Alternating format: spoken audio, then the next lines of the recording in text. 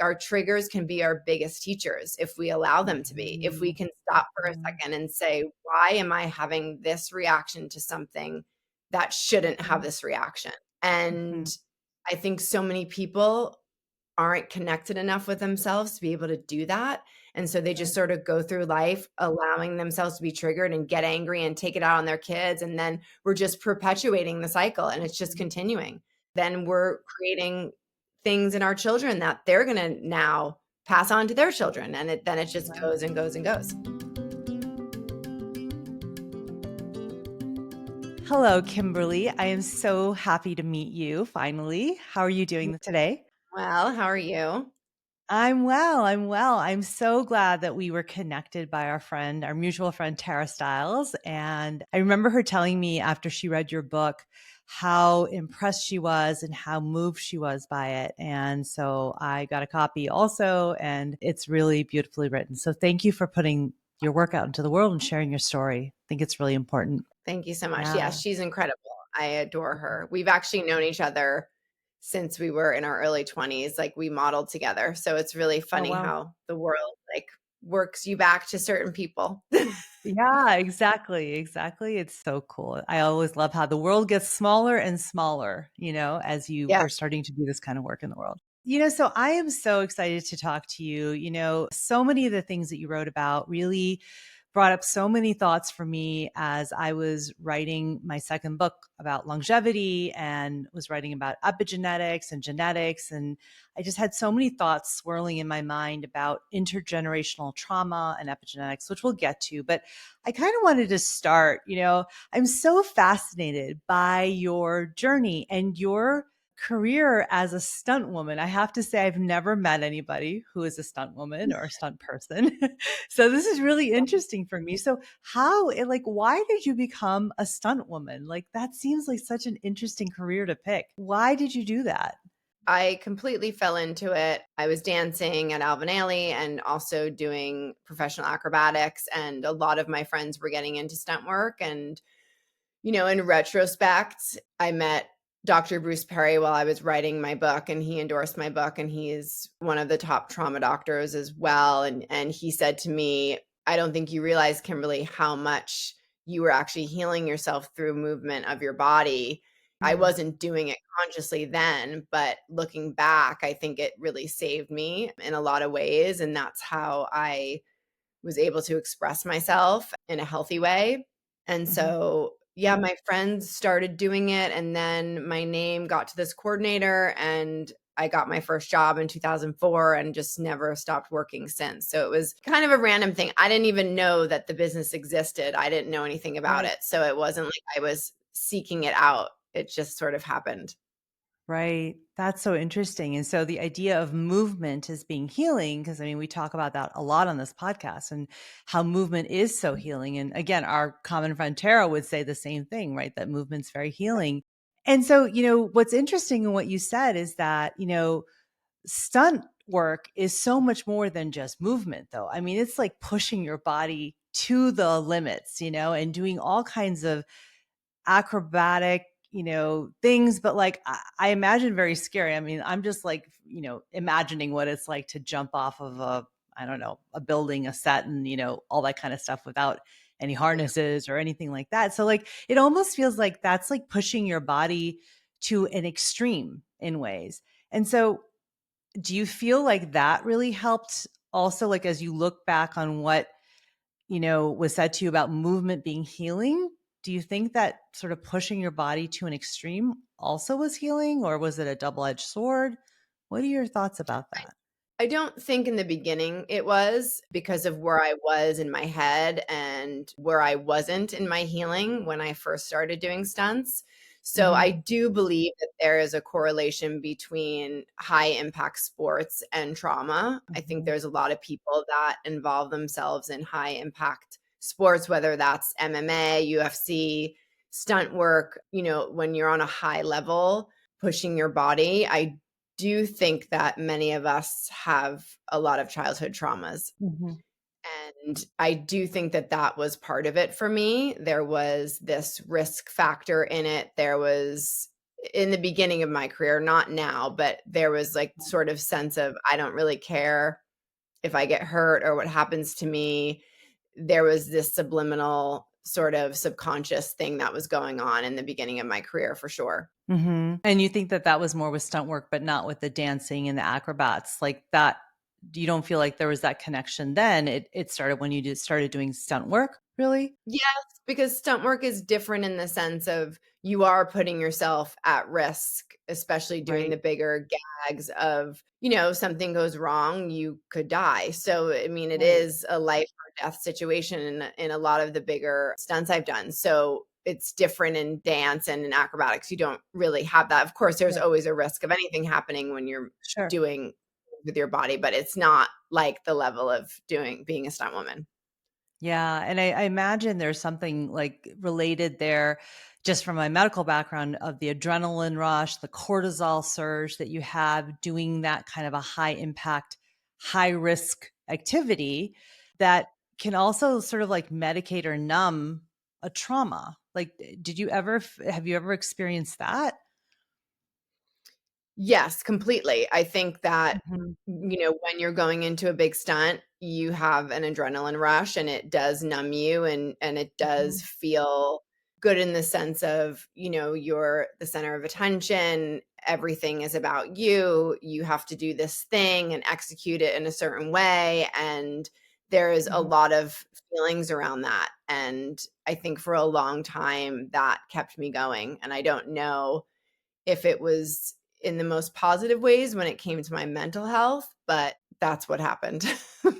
Yeah, yeah, no, I imagine. And it's like, it's probably a little bit of also sort of having almost control over your body because you know what's going to happen when you engage in that high risk activity in doing a stunt, right? You know you're going to get the adrenaline rush and you sort of can predict what's going to happen as far as how you feel versus Yes. what's actually going to happen, right? And so I imagine that predictability is actually something that is in this sort of strange way very comforting to someone who's gone through trauma. Yes, it's familiar. Yes, familiar. That's the better way to say it. Yeah. And because what I'm thinking of as you're saying this also is that, there are so many things that so many of us use to numb ourselves to the feelings Mm, that we're trying to avoid, and we do it subconsciously. It may not be as extreme as, doing stunts, but whether it's scrolling or eating or shopping or gambling or, using any kind of illicit drugs, any of that can also be to numb subconsciously in yes. different ways. Yeah. So it's sort of the same mechanism as I think what I'm hearing you say Yes, I from your think so. experience. Yeah. So I also want to move to sort of this idea of epigenetics, like I mentioned. So I was writing about epigenetics in my second book. And the idea of epigenetics is that our cells carry memories of trauma from previous generations. And Yeah. though that expression of epigenetics over the genes can actually alter genetic expression. So it's like it washes over our genes. And I think that what I was thinking about is how does intergenerational familial trauma relate to epigenetics? And so like based on your experience and your healing journey, how do you think the trauma that you have inherited, that you've written about, maybe has altered your epigenetics and your gene expression? I think it completely altered it. I feel like because it started so young, I didn't really know who I was. I didn't have a sense of self. I didn't know who I was before this had happened to me because it started when I was 2. And then I do believe that I've been doing a lot of psychedelic therapy, and for me, that's been extremely healing. It's not for everybody, and, it needs to be done in the right setting. I have a doctor that I do it with, and it's not like I'm going in the woods and sort of, like, doing it by Right. myself.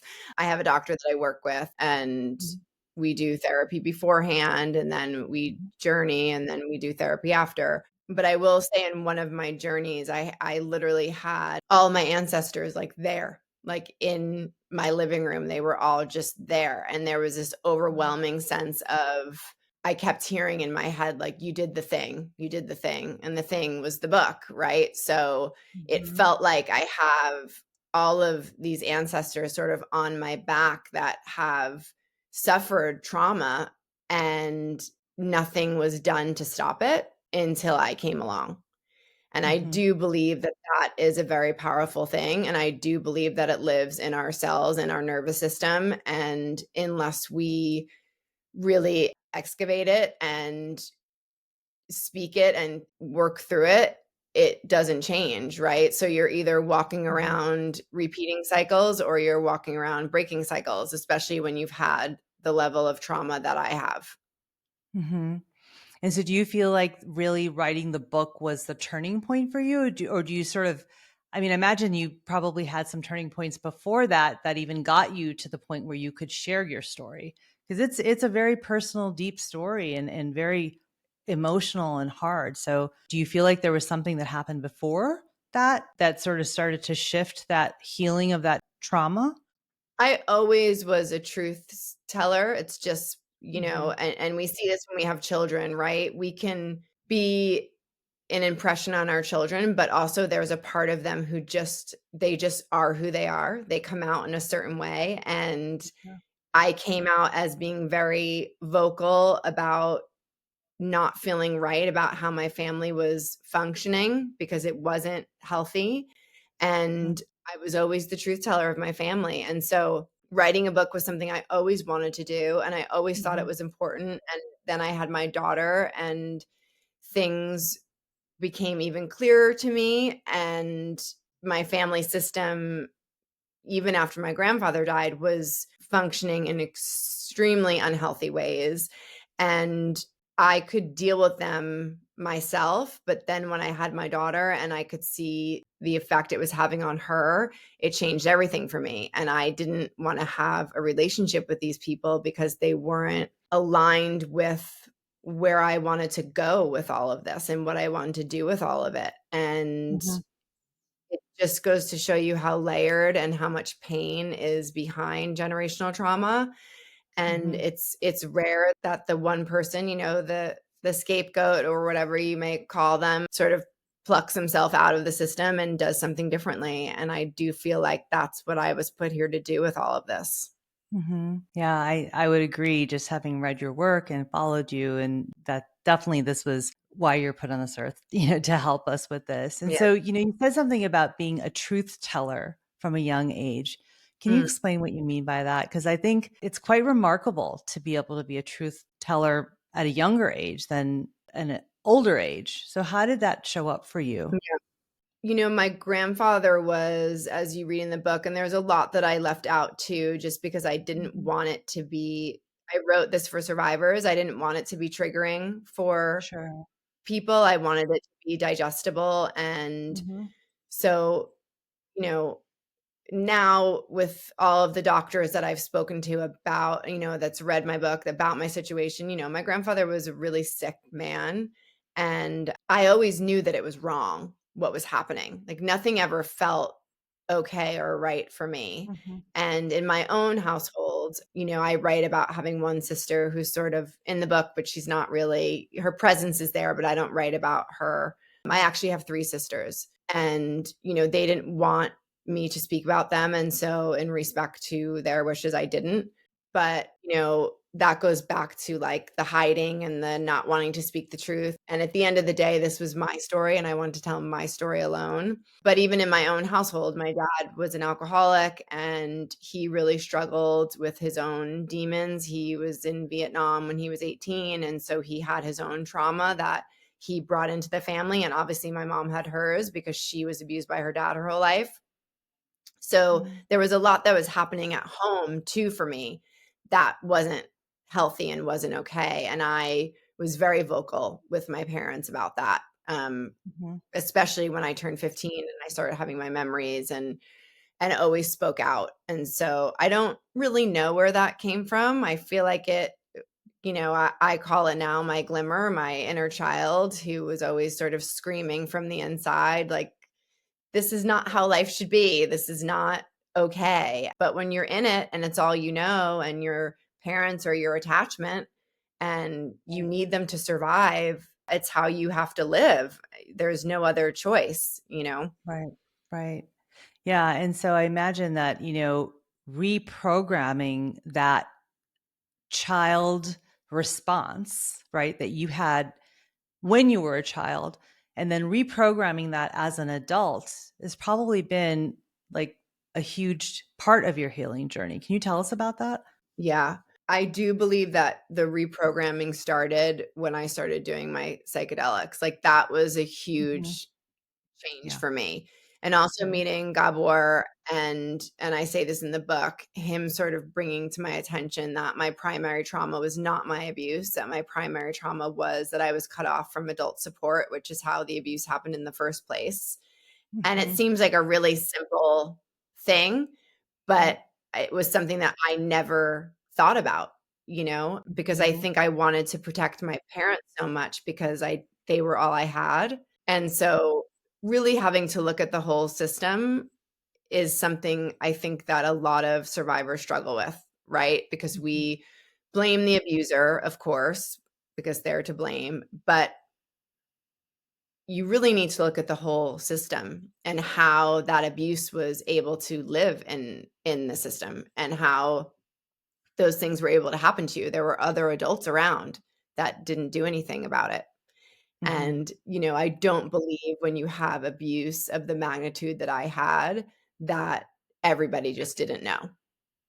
Mhm. Right. And so you're saying that being cut off from the adult support is actually quite literally adults in your life looking the other way. Yes. Yeah. Right. Okay. Yeah. And that's Yeah. actually really profound as I'm thinking about it. I just wrote it down actually. The primary abuse was not actually the abuse that you were suffering, but it was actually that you were cut off from adult support. Like people looked away. That was the primary abuse.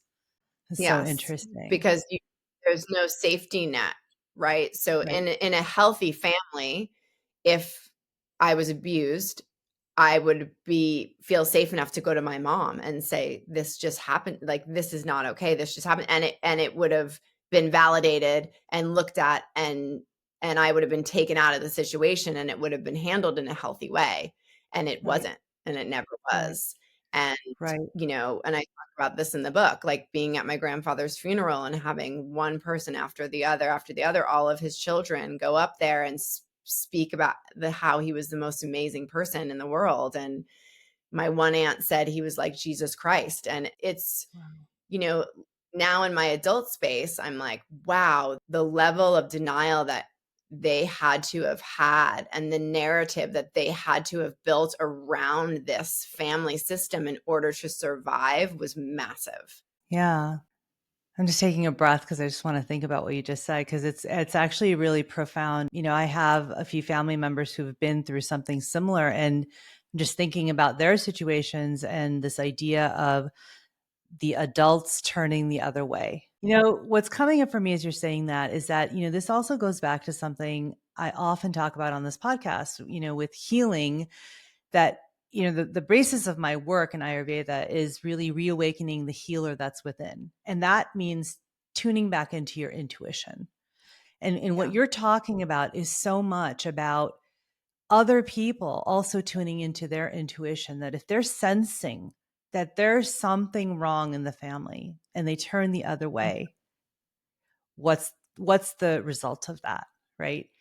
And it also Yeah. dawns on me that perhaps, this is the pattern of intergenerational trauma, is the family pattern of turning away from an instinct, from an insight that you have. What do you think about Mhm. that?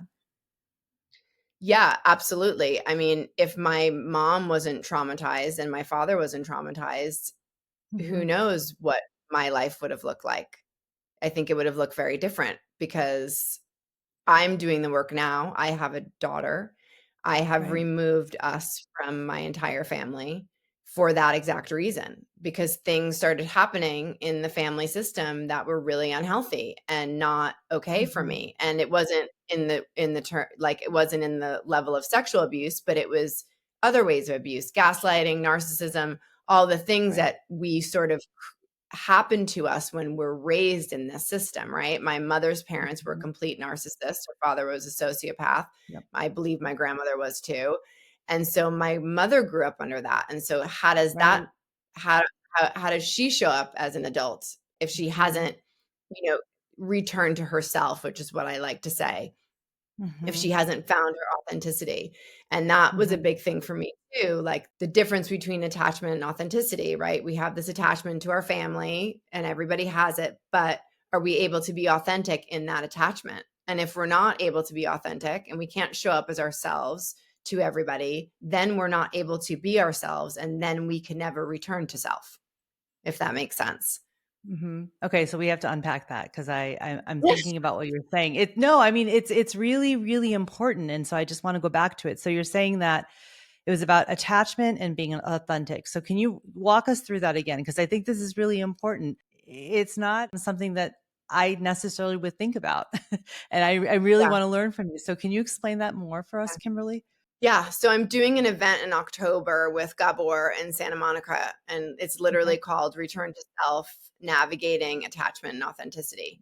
And Okay. those are the two things that he introduced to me as well that I never looked at. Yeah. And our attachment is our attachment to our parents. We're born being attached to our parents. And Yes. is it a healthy attachment or an unhealthy attachment? Right. Okay. So Mhm. in my case, it was an unhealthy attachment to both my parents and to my siblings too, because they were raised in the same system. So, Mhm. I think for years we all gaslit each other and everyone has some form of narcissism in my family. And what I realized when I wrote the book and when I sort of felt like I needed to ask everybody in my family for permission, like, is it okay that I'm going to tell my story? And how they all showed up back to me, which, some just stopped talking to me. Some, it was like, you're going to ruin everyone's life if you write this book. And it really made me take a step back and realize that I wasn't able to be my authentic self in this family system because being my Mhm. authentic self is coming back to my truth, right? I need to speak my truth and I need to be validated by the people that were with me in this, that Mhm. the adults that didn't do anything, all of the people that are in this system.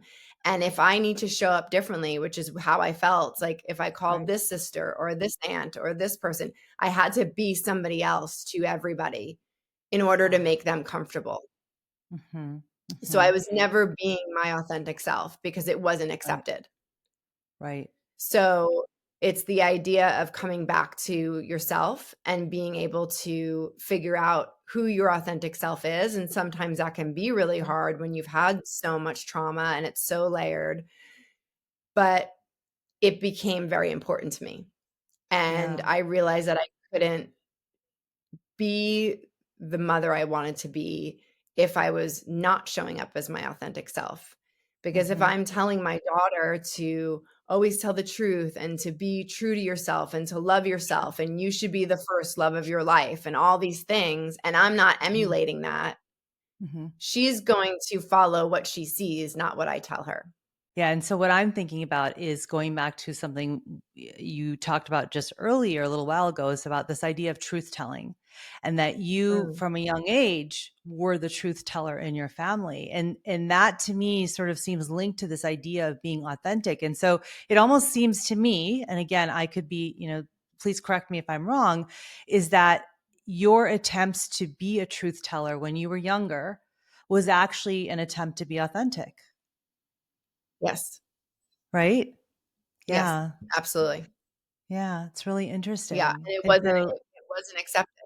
right, it was just shut down all the time. And so, right, to make people feel comfortable, to not deal with the past, not to and maybe again for them to turn away from their own intuition and say it didn't, that's not what's going on sort of thing, right? The thing that's interesting about my family is nobody ever said this didn't happen. This was not never something that anyone ever like disputed. Everyone was Okay. very, because it happened to mostly everybody. Everyone was very aware of it. But I think what kept everyone where they were is that they weren't able to fully process it themselves. And it was too uncomfortable and it was too painful for them. And so I like to say, it's just like surviving, but it's not really Mhm, living. And mhm, it's really sad, and it just shows you how much pain one person can spread through a family. mhm. Yeah.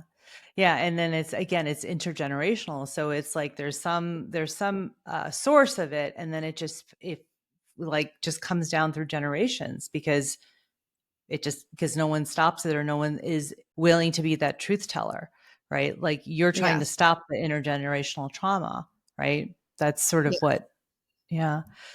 Let me go back to the epigenetics piece, So what would you say, having like sort of understood this, idea that, our cells have memory and that there was probably Mhm. something in you that was saying, "Oh, I have a memory of this. This is like much bigger than even me, of like what's happening Mm. to me. This is intergenerational." How do you think that, the epigenetics of this intergenerational familial trauma actually imprinted on you? Like, are there any things that you've like sort of discovered that you'd be willing to share that you have found really were the imprints on you? You mean the effects on me? Mhm. I think it affected my whole life. Mhm. Yeah, I wouldn't be here without it. It's a really kind of weird feeling, right? Because I can sit here and be really happy about the work that I'm putting into the world because of Mhm. my trauma and the people that I'm helping. Sure. But yeah, I wouldn't if I had 2 really healthy parents and healthy grandparents and everything was I grew Mhm. up in a different way, I definitely would be a completely different person, 100%. Mhm. I mean, it Mhm. it lives in our body until we start unpacking it, and Mhm. that takes a lot of work, and Mhm. when you have had trauma, especially over the course of your whole childhood, like I did, there were so many memories I have. It's like 10 years Right. of unpacking all of the things, and until we can really look at them and see them for what they are, we can't sort of reprogram our brain. That's Mhm. how I feel about it. And I've seen that through my psychedelic work and how I've been able to uncover these memories and then sort of have an understanding about why I do certain things that I do and why my Mhm. behavior is certain ways sometimes. And like my daughter, for instance, is like this just being this incredible being, and she, Mhm. loves plants and loves crystals, and she just always wanted a bunch of plants in her room, and I had such a intense reaction to her wanting to bring plants into her room, and it was like, it took me off guard the way I reacted when she asked for a plant. I was like, "Absolutely Sure. not. We don't bring dirt into the house. Like, that's ridiculous." And then I sort of had to Mhm. check in with myself, like, "Why did you have such a strong reaction to her asking for a plant? This is ridiculous." And Mhm. then when I went into one of my journeys, I had a memory that surrounded, like, my grandfather kicking me into a cactus, like, in their home. And Mhm. so it all just sort of clicked for me, right? So it was this, like, deep embedded memory that was living in my Right. cells and living in my nervous system that I was fully unaware Mhm. of. And then once I was able to unlock it, I was like, Mhm. "Oh, that's why you don't want plants in the house, because it's, like, Right. literally it's a trigger for you, and you didn't even Right. realize it." And once I was able to unpack that with my therapist and work through that, I was like, my daughter has a full room full of plants now. And, Mhm. you know, talking about your authentic self, this is who her authentic self is, right? She wants to this is what feels good for her, and I almost took that away from her because of my Mm. trauma without even Mhm. knowing it. Right, and so right there, you caught yourself with, like, not supporting your daughter in expressing her authentic self because of the Yes, trauma that you'd experienced. So interesting. It's yes, really, really and insightful. I didn't even know it, and I think that that happens so much with people, like, Yeah, for you know, sure. we're triggered for a reason, like, our triggers can be our biggest teachers if we allow them to be, if we Mhm. can stop for a Mhm. second and say, "Why am I having this reaction to something that shouldn't have Mhm. this reaction?" And Mhm. I think so many people aren't connected enough with themselves to be able to do that, and so they just Right. sort of go through life allowing themselves to be triggered and get angry and take it out on their kids, and then we're just perpetuating the cycle, and it's just Mhm. continuing because then our Yeah. then we're creating things in our children that they're going to now pass on to their children. And then it just goes and goes and goes. Yeah, what I'm thinking about as you're saying that is that, I always say is that, every symptom that you have, however subtle or obvious, it can be emotional, mental, physical, it is showing up for a reason. And it's up to Yeah. us to say to that symptom, why are you showing up? To ask the questions. And so I think what you're saying is the same thing, is that a trigger is also a symptom, right? It's Yeah. coming from somewhere. It's causing a reaction, a symptom, an emotional outburst, a pain, it can manifest as something living in your body, a pain, a back spasm, all these different things, right? And so I think what you're pointing at in a very, very real way is that when you stop to ask yourself, why is this trigger showing up? And again, you may not have Yeah. the answer. And I don't want to make it like oversimplified and say, oh yeah, the symptom's going to tell you why it's there. The trigger's going to tell you why it's there. That usually, like you said, it takes years of work. It's, through your psychedelic work that you've been able to unlock some of those things. But I do think that Mhm. the first step is asking the question, right? Completely. Stopping and asking Being that curious. question. Yeah. Yeah, being curious about it, yeah. So when did that Yeah. sort of start to happen for you, like being curious about the triggers? Because, you started as a stunt woman. We were talking about that and how that was probably a really effective subconscious way to numb the feelings, to numb the Yes. triggers maybe that you were having, before you got on set. How did you like move from that to, getting to the place where you started asking the questions of the triggers? I think that the final piece of all of this for me was the need to walk away from my family, because I was trying so hard to heal around all of the people that made me sick, and it's just impossible. And, it doesn't mean that it will be forever, but I think that if you're really wanting to do the work, there can be this sort of really difficult balance when you're trying to heal and your family's on a different journey and on a Hmm. different path. And so for me, I, always wanted everyone to heal and to do all the things. Right. And for many years, I sort of got into that rhythm of like trying to show everybody that this is the way. And, and at the end of the day, it's not the way for them. It's the way for Hmm. me. And I think the space that I was able to create by walking away, as painful as it was the space that I needed to find myself. Hmm. Yeah, it makes sense. Because it's very easy to fall into doubting yourself, actually, when you're being Yes. told something so different by the people who were your caregivers, your primary caregivers, and Yeah. be influenced by their belief systems, their thoughts about what happened or what didn't happen. And then sort of saying to yourself, well, wait, am I imagining things? Or, and so that separation was necessary, is what you're saying. Hmm. Yeah, Yeah. because it I, can pull you back. It can definitely it can pull you back. You can do all this work and then, you're trying, for me, like trying to explain to my parents or trying to get them to understand and, right.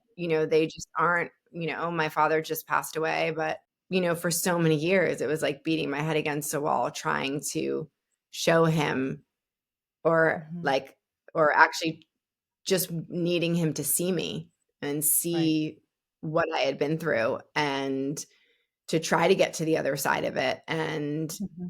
you can't force people to do things they're not ready to do. Yeah. And so, how do you think that, storytelling through your memoir has sort of, helped you rewrite your story maybe and reclaim your identity and yourself and sort of, stop the intergenerational trauma being passed down another generation to your daughter, so because Yeah. intergenerational trauma or any kind of abuse or trauma is often all about silencing the victim, right? And then Mhm. you have the opposite to that, which, if we think about narrative medicine, which is there's a whole field of this, of the idea of sharing our stories, storytelling as being a very healing um, Mhm. medicine, really. That storytelling is medicine. How do you think Yeah. that, writing this has been that medicine that you needed? because everything starts with the truth. Everything. Mhm. And being able to put that on paper for me, my truth finally, in my Mhm. way, on my terms, was extremely powerful. And also because I had a ghostwriter who is incredible. She's sending me chapters, we're going back and forth, we're editing Sure. together, and reading your story on paper as it's being perceived from somebody else is actually a really powerful thing. And just having the people around me now, the doctors around me that can validate my experience for what it was, Mhm. and realizing that trying to force my family to validate my experience was never going to happen. And matter of fact, I didn't need validation from them. It was Right. always inside me. Um, and yes, I've been so lucky with all of the doctors I've come into contact with since I wrote my book, and they have taught me Mhm. so much, and I'm so grateful for that. And um, yeah, I think that putting the book out into the world, seeing how many people it's been helping, Yeah. strangers that have reached out to me, like hundreds of strangers, of people that feel seen and heard, and all the things that I wrote the book for, has been extremely healing for me. Yeah. And so I want to ask you about, the psychedelic journeys. One of my very close friends, colleagues, mentors, Dr. Thanmeet Sethi, she often is on this podcast with me, and she's actually an expert in psychedelic journeys. Also, she's an MD, and this is the work she does. I would love to hear from your perspective as a patient. How is a psychedelic journeying, how has that helped you in this process of healing? Because I think it's something that many people are really interested in and really trying to see if it could help them, but it's so hard to find information of how it could Yes. help them. So I'm wondering if maybe you'd share a little bit about that. Yeah, and I think Dr. Schwartz from Internal Family Systems puts it perfectly. When we do a journey, it basically takes away our protectors, right? So we create these parts of us that become our protectors to protect us from what is happening to us. And disassociation being one of them, right? So when I was Sure. being abused, I disassociated, like completely left my body because I couldn't, your brain is an amazing Right. thing. And that's Mhm. what it did for me To so that I protect. could survive what was happening to me. Sure. And so your protectors just kind of go offline when you're in a psychedelic experience and your heart is really open. And I've done so much work around that now, where I've been able to like connect with my inner child, which was a huge step for me, and Mhm. getting her to trust me, which was a huge step for me, and getting Mhm. us kind of like integrated together as one Right. person instead of two people, which is how I felt for a really long time. It speeds up the process immensely. I mean, I started doing it 2 years ago, and what it's done for me in 2 years is more than, of course, talk therapy and EMDR, all those things are super important and Sure. super helpful as well, and Mhm. some people are afraid of the psychedelics and they don't wanna do it, and I think it's a different journey for everybody. Sure. But for me, with the level of trauma I had, I think that I need it so that I could uncover things that were really stuck there, that were Mhm. in my normal world, were too difficult to get in touch with. Yeah. And I think that one of the things that you mentioned was that you've done it with a physician who is taking you through the journey. And that's really, I mean, from my perspective, Yeah, it's really important as a physician and knowing someone who does it. So from your yeah. perspective as a patient, what have you found that was really important about that piece? Because again, there are lots of people putting lots of things out there on the internet saying, I'll take you on a journey, I'll take you to this place, that place. And it's a lot of people are very confused about what to do because they want the help so desperately, right? Yes. And I think that can get really dangerous Exactly. too, because you need to be working with someone who A, understands your level of trauma Right. and can point you in the direction of the right medicine, the right dosage. Like all of those things are really important. And if you're not working with a doctor who Mhm. can provide that for you, I would never do it any other way. I think that that's really important, and Gabor is the one who sort of put me in touch with her, and just the way they do it, they have a whole system of the integration and how it all works, and it's really important, and it changed my life. I mean, absolutely changed my life. Yeah, and I do want to be really clear to all the listeners that, psychedelic medicine, certain psychedelics they're not legal yet. They're Yes. supposed to be in the next year, and that most of the work that's being done with physicians is through studies. So these are all, Yeah. legal research studies, and people are being enrolled into studies for psychedelic journeys to look at the impact on emotional health, on trauma, et cetera. So this is by no means, saying that you should go do something illegal. These are all things that are above board. So I just want to be clear about that with the listeners. Yes. I just realized I And should say that. I believe ketamine is legal now, and that is one of the psychedelics I Correct. have used.